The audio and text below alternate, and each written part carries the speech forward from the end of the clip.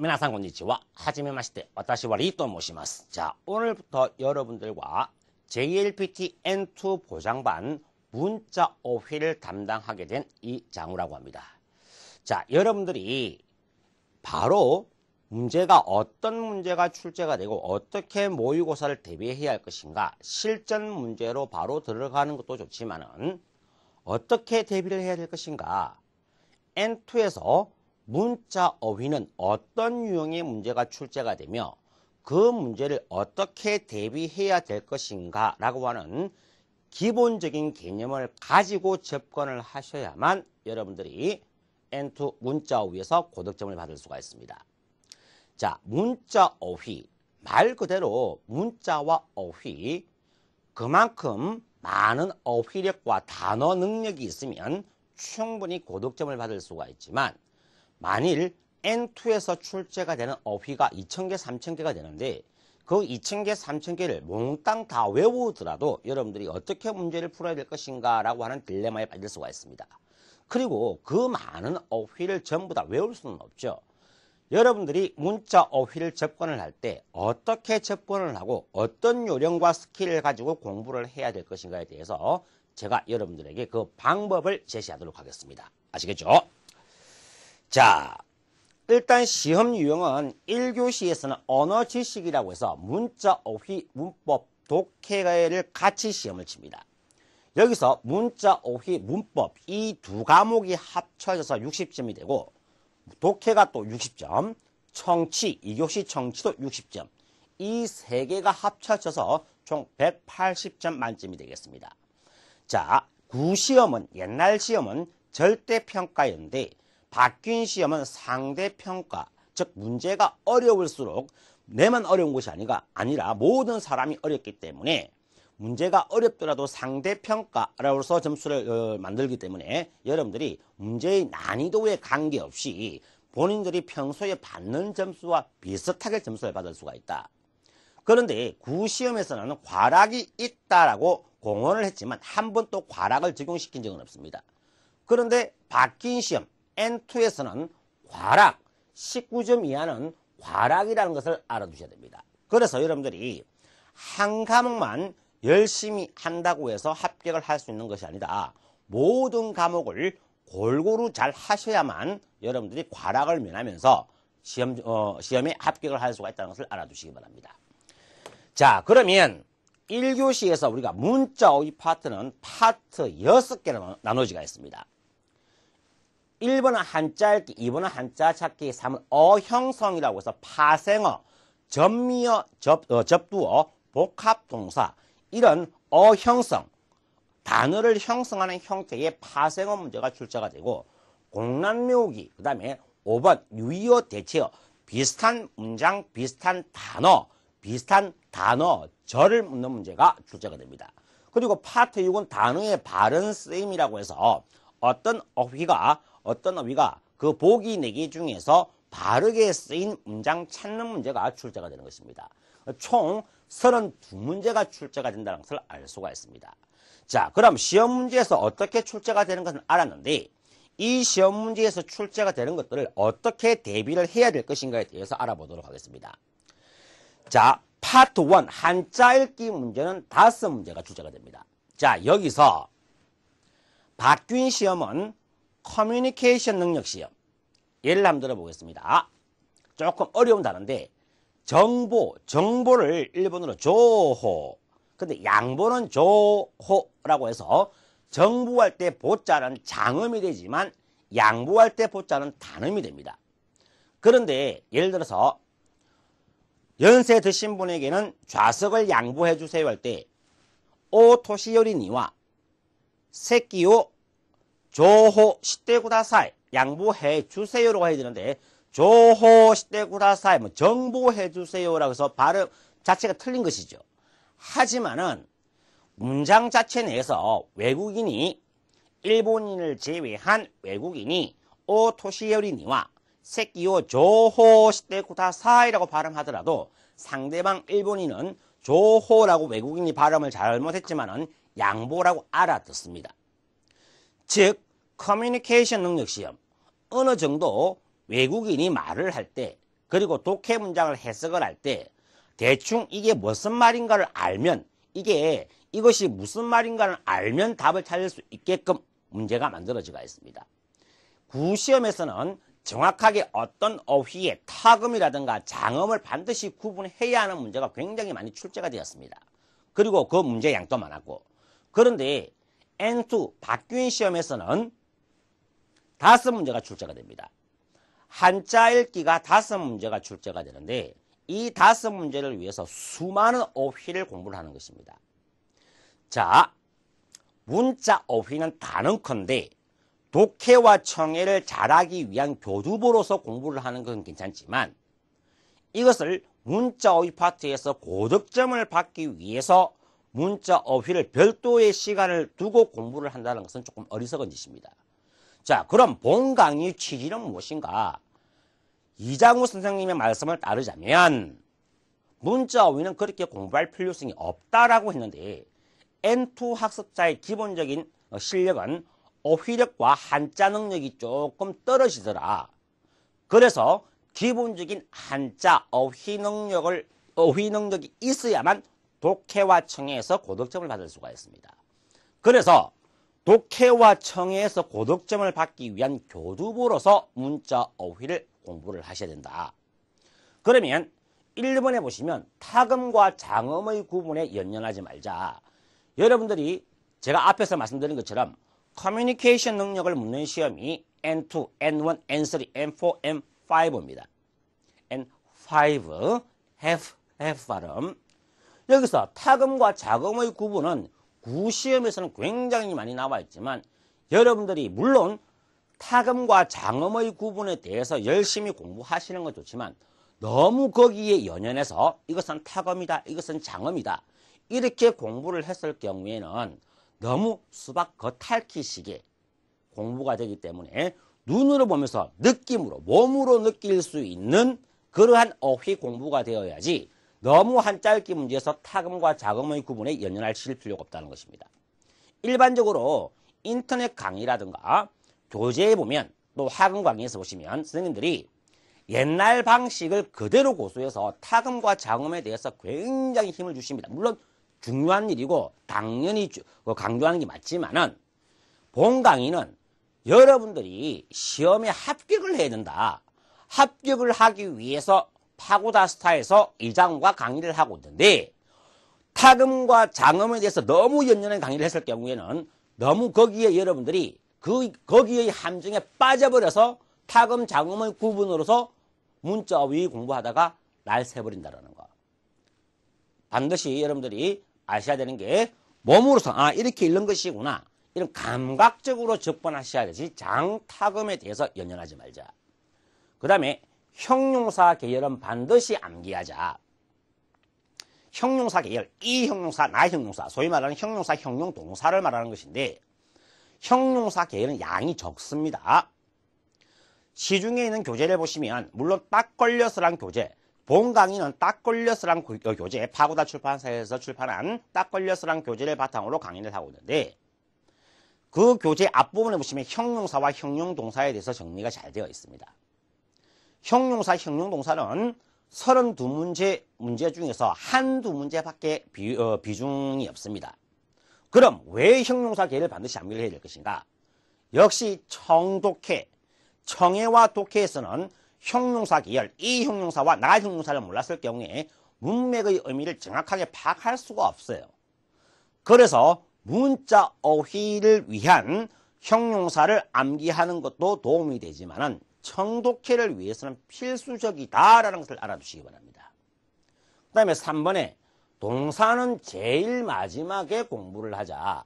자, 여러분들이 지금 제가 물어보겠습니다. 먹다를 타베루, 마시다 너무, 달리다 하시루 다 알고 있습니다. 그럼 보충하다는 모르죠. 오기나오라고 표현합니다. 자, 이 말은 동사는 암기를 해도 잘 기억에 남지 않아요. 그리고 박규인 시험에서는 동사에 대한 비중이 낮습니다. 그러니까 여러분들이 공부를 하실 때 일단 한자 계열이라고 하는 것은 주로 명사죠. 그 다음에 형용사, 형용동사입니다. 그 다음에 부사가 나오고 동사는 제일 마지막. 동사는 양이 엄청나게 많습니다. 동사를 공부하는 제일 아름다운 방법이 무엇이냐? 독해 지문을 해석하다 보면 동사가 나옵니다. 독해라고 하는 것은 사용되는 동사가 계속 반복해서 사용되어지는 케이스가 경향이 많습니다. 그래서 독해를 통해서 동사를 암기를 하는 것이 가장 좋은 방법인데 여러분들이 문자 어휘에서 동사를 어떻게 공부할 것인가? 단언컨대 본 강의는 딱 걸려서 20일 만에 완성되는 딱 걸려서라는 교재를 바탕으로 했는데 이 교재 중에서 총 20회의 모의고사가 있습니다. 1회부터 8회까지를 강의를 하는데 1회부터 8회까지 강의하는 그 강의 속에 나오는 동사는 여러분들이 반드시 암기를 하셔야 됩니다. 이 동사는 N2를 공부를 한 학생 입장에서 반드시 알아야 되는 것이 아닌 기본으로 깔고 가는 동사이기 때문에 본 강의 1회부터 8회에서 언급되는 동사는 반드시 암기를 하시기 바랍니다. 그래서 그 동사를 공부하는 순서도 한자를 먼저 공부하고 그다음에 형용사, 형용동사, 부사, 마지막에 동사를 접하자라고 하는 것입니다. 파트 1에 대한 대비를 아시겠죠? 공부하는 방법을 제가 여러분들에게 제시를 하고 있는 것입니다. 자, 그 다음에 파트 2 한자 찾기 문제가 5문제가 나옵니다. 한자의 부수를 통해서 암기하자라고 나와 있습니다. 자, 제가 간단한 예를 한번 들어보겠습니다. 말서문자를 한번 넣어보겠습니다. 말서문자를 넣었을 때 이 한자와 그 다음에 말서문자가 아닌 나무목자의 또 한자를 한번 넣어보겠습니다. 나무목자의 한자를 넣었을 때 이 두 개의 한자는 한자의 형태가 부수가 말서문이냐 나무목이냐 이 두 가지가 다릅니다. 그런데 말서문자가 들어갔을 때는 말과 관련된 것이다. 이 한자 강자인데 말과 관련된 강사, 강의, 강연 이런 글자와 관련되어 있고 나무목자 옛날 한국이나 일본이나 중국 한자권 문화에서는 집을 지을 때 다 목조 건물 그 나무목자가 들어가는 것은 뭐가 만들어지다의 뉘앙스 한자가 구자 그래서 구성 아시겠죠? 그런 글자에서 사용하는 글자다. 이처럼 여러분들이 부수를 보고 한자를 구분할 수가 있다고 하는 거. 그리고 하나만 더 써보겠습니다. 조금 복잡한 글자. 다룰자를 씁니다. 다룰자를 쓰고 이게 장자를 하나 쓰고 있습니다. 제가 장자를. 그 다음 다룰자를 빼고 장자를 한번 써보겠습니다. 다룰자를 빼고. 자, 이 두 글자를 구분하는 문제가 시험 문제의 출제가 될 것입니다.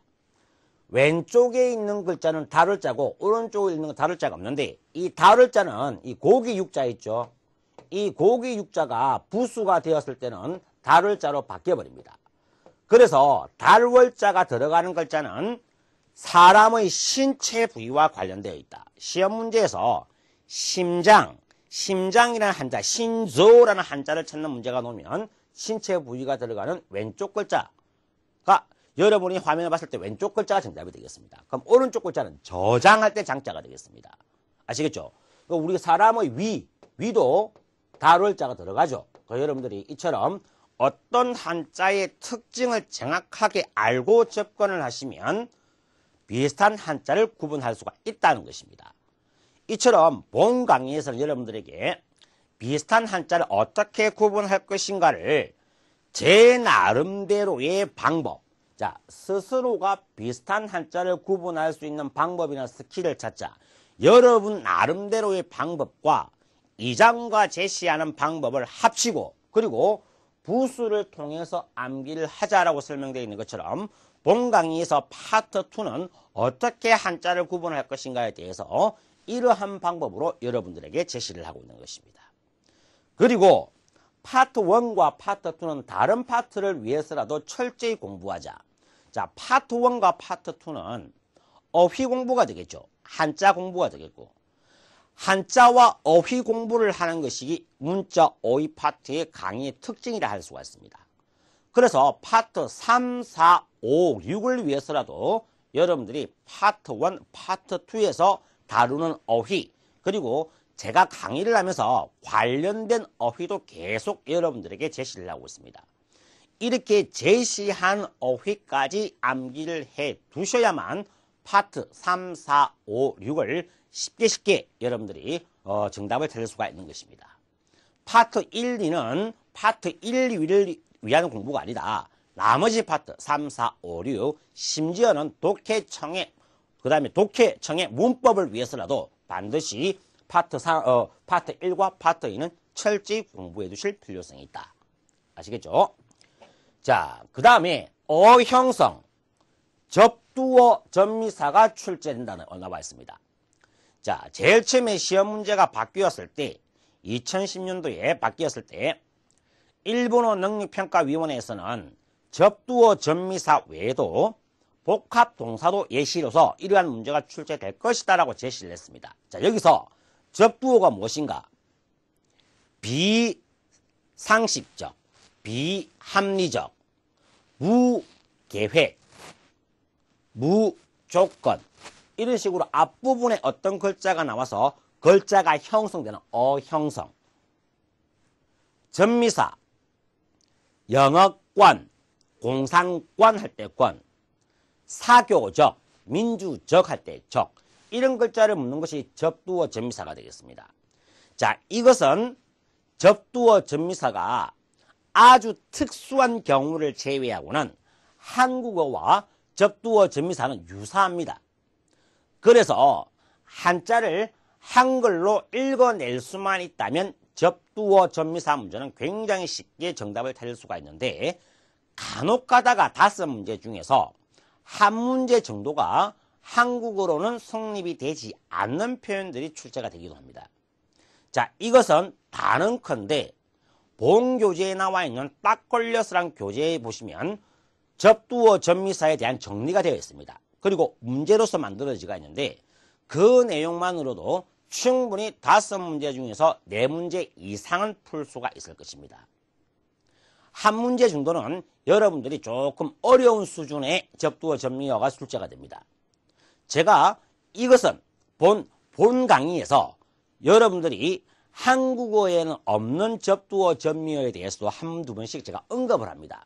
그러한 내용을 암기를 해 두시면 5문제 몽땅 다 맞출 수도 있을 것입니다.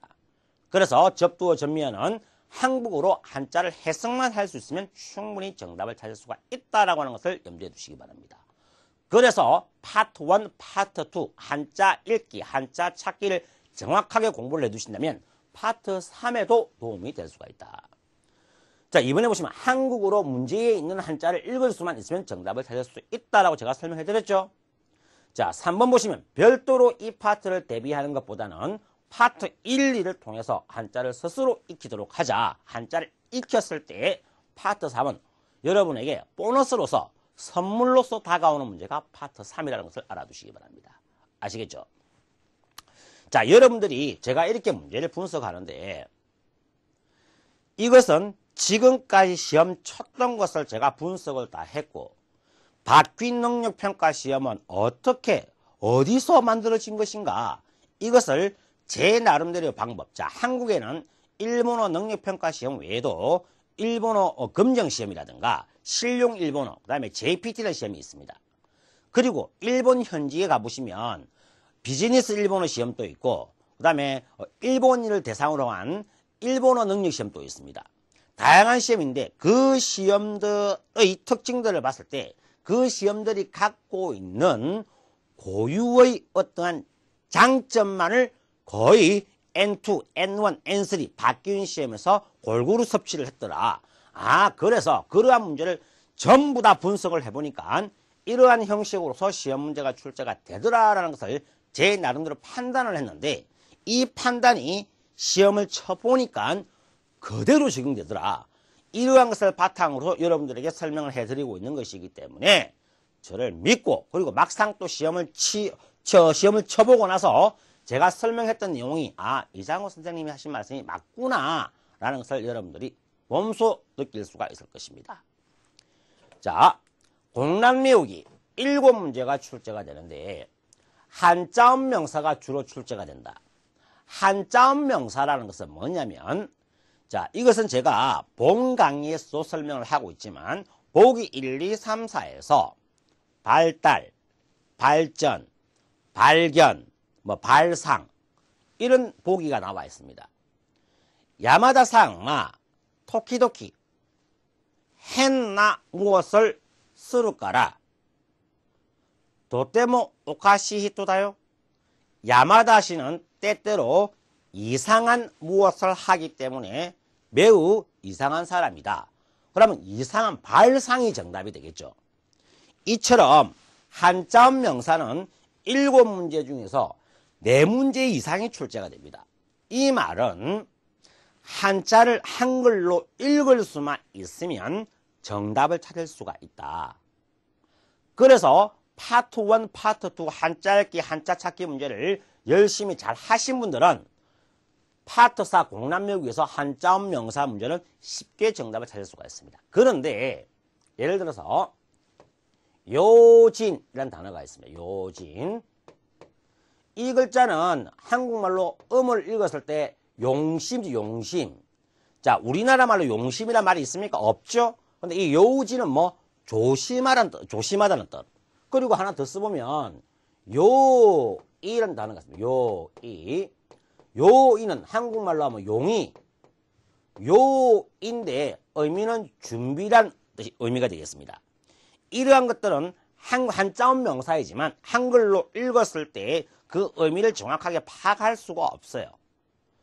이러한 어휘들을 바탕으로서 본 교재가 만들어지가 있고, 물론 모든 것이 이러한 어휘로만 만들어진 것은 아닙니다. 제가 강의를 할 때 이것은 한국어에 없는 음이기 때문에 반드시 암기를 하세요라고 제시를 합니다. 이러한 것들을 여러분들이 공부를 하신다면 강의를 하면서 한자음 명사가 주로 출제가 되는 파트 4, 일단 반 이상은 맞고 들어갈 수가 있다. 그러면 7문제 중에서 예를 들어서 4문제가 한자음 명사다. 그럼 3문제는 뭐 형용사, 형용동사, 부사, 동사가 출제가 되겠죠. 제가 앞에서 아파트에서 형용사, 형용동사는 반드시 암기를 하자라고 했습니다. 이것은 독해 청해를 위해서 중요하고, 그리고 N2에서 형용사, 형용동사는 양이 적습니다. 양이 적기 때문에 여러분들이 그 형용사, 형용동사를 전부 다 암기했다고 하더라도 파트 4에서 출제 안 되는 경우도 있습니다. 하지만은 독해 청해를 위해서는 반드시 여러분들이 암기를 하셔야 된다. 그러면 이번에 청해나 독해를 위해서라도 부사는 반드시 암기하자라고 나와 있습니다. 문장 연결, 회화를 할 때 회화 연결은 부사죠. 게다가 시카모, 그러나 토코노가 이런 식으로 부사는 독해 청해를 위해서도 굉장히 중요하고, 이 부사는 문자의 파트 32문제 중에서 2문제 이상을 차지합니다. 선생님, 그럼 부사도 양이 많지 않아요. 형용사, 형용동사보다 양이 적습니다. 이 부사는 나중에 파트 5를 설명하겠지만 유사어 파트에서도 굉장히 자주 출제가 됩니다. 부사는 말을 아름답게 꾸밀 수가 있는 보조 역할을 하지만은 이 부사를 사용함으로써 회화가 자연스럽게 연결이 되고 독해 청해를 부드럽게 해석할 수가 있다는 것을 알아두시기 바랍니다. 부사를 여러분들이 파트 4 암기를 하셔야 된다. 자, 그러면 선생님 말씀대로라면 모든 품사를 다 외워야 되지 않는가? 그렇죠. 하지만은 명사 공부는 파트 1, 2, 여러분 N2 학습자들은 사실 완벽한 N2 능력이 안 되는 분들이 많죠. 당연하다. 내가 N2 실력이 될 것 같으면 N2를 치지 않느냐. N2 실력이 안 되는 분들이기 때문에 N2 실력으로 끌어올리기 위해서는 그만한 어휘 공부를 많이 하셔야 된다는 것입니다.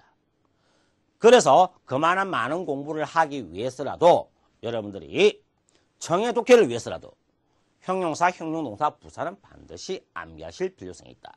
3번에 그 외의 품사는 독해 공부를 하면서 저절로 익히도록 하자. 그 외의 품사, 형용사, 형용동사, 동사가 되겠습니다. 아시겠죠? 동사가 실질적으로 시험 문제 출제된 것을 보면 한 문제도 출제가 안 된 케이스도 있었습니다. 자, 파트 5. 유의어, 대체어 5문제가 출제가 됩니다.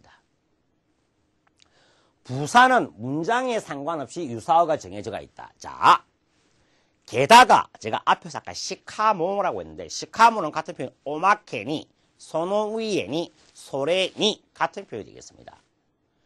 자, 그 다음에 겨우, 요우야쿠 같은 표현에서 야또, 대략, 오요소, 다이다이 같은 표현이죠. 즉 문장에서 어떠한 의미로 부사가 사용되어졌는가에 관계없이 부사는 같은 의미가 정해져가 있기 때문에 유사어가 정해져가 있어서 반드시 암기를 해야 되는데, 자, 그러한 부사는 어디에 있느냐? 딱 걸려서 교재에 보시면 유사어를 어떻게 대비해야 될 것인가에 대한 어휘 정리가 되어 있습니다. 그 부분을 여러분들이 부산 암기를 하셔야만 유의어 대체어 문제에서 한 문제를 맞추고 들어간다는 것을 알아두시기 바랍니다. 그리고 같은 의미를 가진 동사는 반드시 암기하자. 자, 행하다. 행하다는 오코나우라고 여러분들이 알고 있습니다. 다음 주에 라이시 카이기오 오코나이마스, 다음 주에 회의를 행하겠습니다. 자, 이 말은 라이시 다음 주에 카이기오 히라키마스 개최하겠습니다와 같은 표현이 되겠죠. 이런 것처럼 여러분들이 동사, 같은 의미를 가진 동사는 반드시 암기를 해야 하는 이유, 이 문제가 꼭 한 문제는 출제가 되기 때문입니다. 아시겠죠? 이러한 건 역시 제가 본 강의에서 여러분들에게 이 두 동사는 같은 의미이기 때문에 반드시 암기를 하시라라고 제시를 합니다. 반드시 별표 100만 개를 치고 암기를 하시기 바랍니다. 자, 그 외의 품사는 문장의 해석에 따라서 의미가 달라지므로 문제를 푸는 요령이나 스킬을 공부하도록 해야 한다. 제가 본 강의는 여러분들이 물론 많은 어휘력을 갖고 있다면 정답을 찾기는 쉽습니다.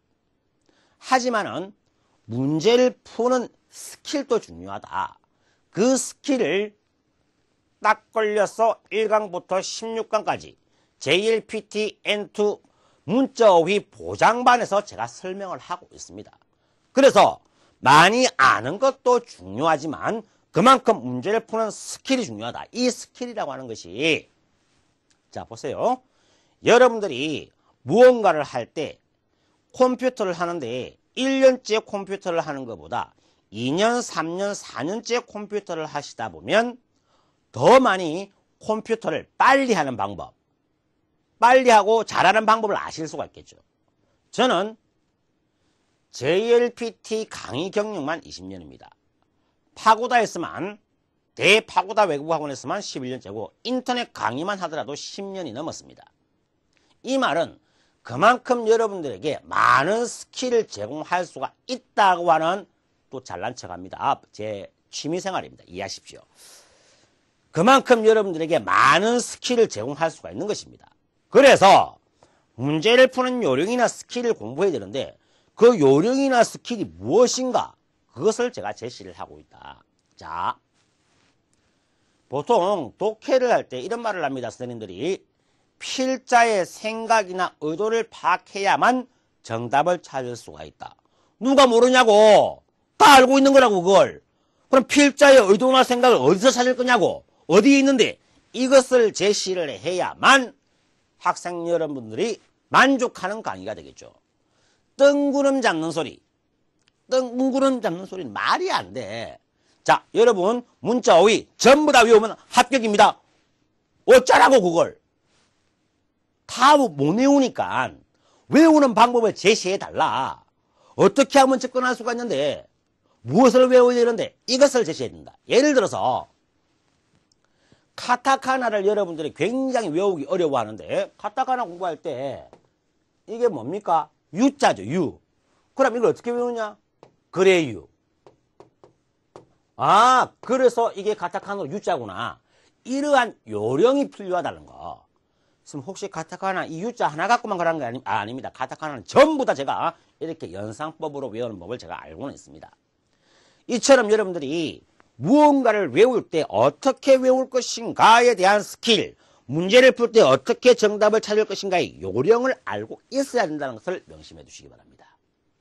자, 문자 어휘 파트의 마지막 단어의 바른 쓰임. 자, 어떤 어휘를 제시를 하고 그 어휘가 보기 1, 2, 3, 4에서 바르게 쓰인 것을 찾아라. 파트 1, 2, 3, 4, 5. 한자 읽기, 한자 찾기, 어형성, 공란미호기, 유사어. 이것을 공부를 했을 경우에 저절로 보너스로 따라오는 것이 파트 6이 되겠습니다. 파트 6은 진정한 문자 어휘 파트에서 승자를 가리는 문제. 그만큼 이 어휘의 의미를 정확하게 알고만 있다면 정답을 찾을 수가 있습니다. 그래서 파트 6을 별도로 대비하시지 마시고 파트 1, 2, 3, 4, 5를 공부하다 보면 결국에는 파트 6은 따라오게 되어 있다. 단어의 뉘앙스를 묻는 문제는 거의 출제가 되지 않는다. 구시험에서는 이 두 단어의 차이점을 묻는 문제가 출제가 되었지만 바뀐 시험에서는 출제가 되지 않는다. 자, 3번에 나 형용사와 명사는 반드시 구분을 해야 된다고 나와 있습니다. 나 형용사와 명사를 구분한다. 자, 여러분들이 형용동사와 명사, 예를 들어서 유명한 우리나라 말로는 비물질 명사, 그런데 일본에서는 형용동사입니다. 자, 무슨 말이냐면 유명하다, 예를 하나만 들어보겠습니다. 자, 유명하다를 유메이다라고 표현해야지 유메이스루 하면 틀린 표현이 되겠죠.